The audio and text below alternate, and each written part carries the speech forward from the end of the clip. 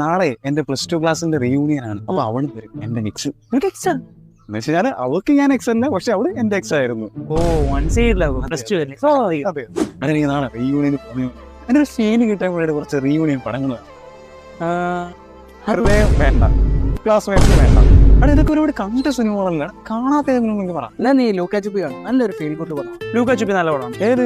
ജയസൂര്യയുടെ മുടത്തുള്ള പടം. നമ്മളിപ്പോ ആ ക്യാമ്പസിലെ പഴയ വിദ്യാർത്ഥികളാണ്.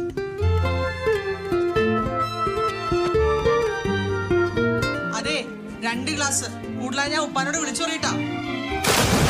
എടാ, ഇതൊരു നല്ലൊരു വൈബ് വേണം, പക്ഷെ അണ്ടർ റേറ്റഡ് മൂവിയാണ്. പക്ഷെ ഇതൊരു സ്കൂൾ ഫ്രണ്ട്സിന്റെ റിയൂണിയൻ അല്ല, ഒരു കോളേജ് ഫ്രണ്ട്സിന്റെ റിയൂണിയൻ ആണ്. കോളേജ് എന്ന് പറയുമ്പോഴത്തേനും ഒരു ക്ലാസിന്റെ അല്ല, ഒരു ഗ്യാങ്ങിന്റെ റിയൂണിയൻ. അത് കുഴപ്പമില്ലടാ, കൂടെ എങ്ങനെ ചേട്ടാ നല്ല മൂവിയാണ്, നല്ലൊരു ഫീൽ ഗുഡ് മൂവിയാണ്. എല്ലാവരും നന്നായിട്ട് അഭിനയിച്ചിട്ടുണ്ട്, പ്രത്യേകിച്ച് ജയസൂര്യ.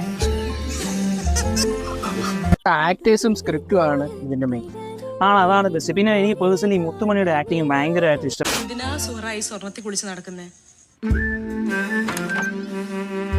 ചെക്കന്റെ ഏളാമ്മ ബാത്റൂമിൽ കയറിയപ്പം അവിടെ വെസ്റ്റേൺ ക്ലോസറ്റ് ഇല്ലായിരുന്നു.